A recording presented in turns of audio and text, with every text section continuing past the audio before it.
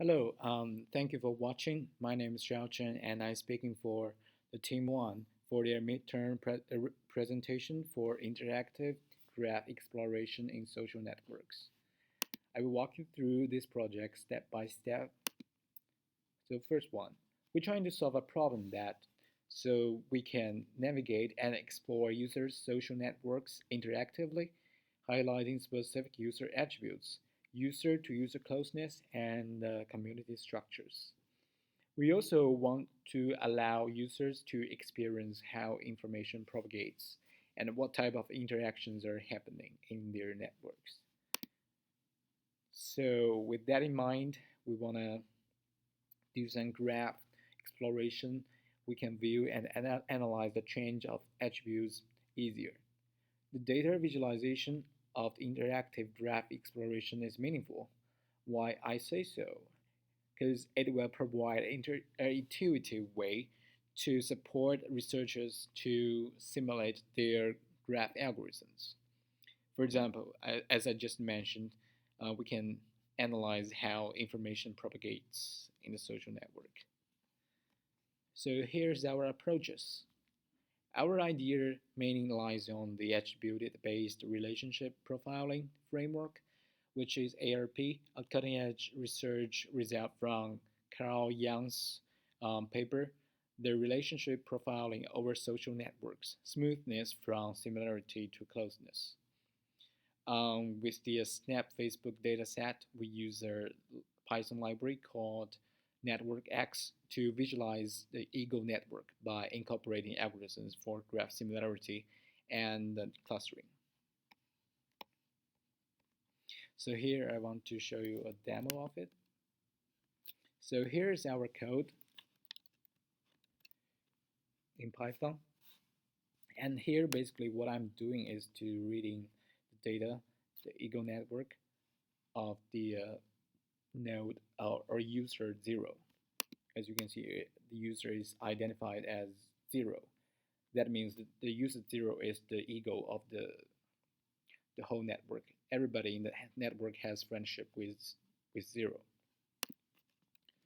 So there's data processing here. And we want to enter the attribute. We have 7 to choose: birthday, education, name, gender, hometown, languages, work. So we're going to choose one of them to filter our result. So for example, name. Yep, here we go. Oh, I should start it over. Sorry.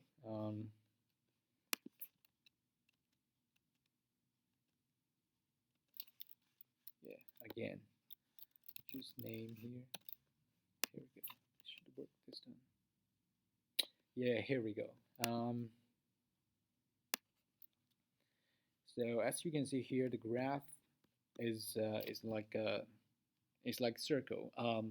All the red spots have the value of 0 to their attribute name, but all the green spot here, this green spot here, are having the value 1 to their attribute name. And as you can see here, there's a cluster here. Why they're clustered together? Because they all have links to each other in that small group. That is, their close friends to each other, just in that small group. So that's the reason why they are clustered.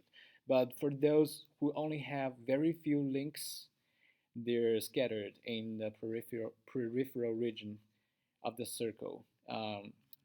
You can see they are long, but they at least has one links to the ego, which is here the user 0. So we can change an attribute like for example hometown. Yes, here we can have another graph. Yes, that's for hometown. As you can see, very few green spots here. The red spots are way more than green spots because that's the nature of this data set, which is the zeros are always more than ones.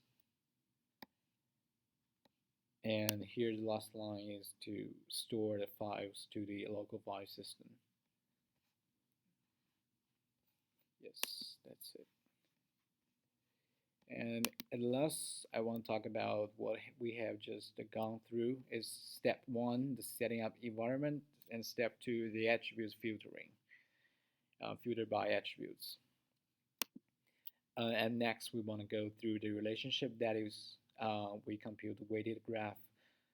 We assign more meanings to the links of between nodes. And next is community. We want to draw the boundaries, make clusters more clear. And the last one, as I mentioned, the propagation of information on the whole social networks. And at last, we want to make a GUI so that it's more interactive for users.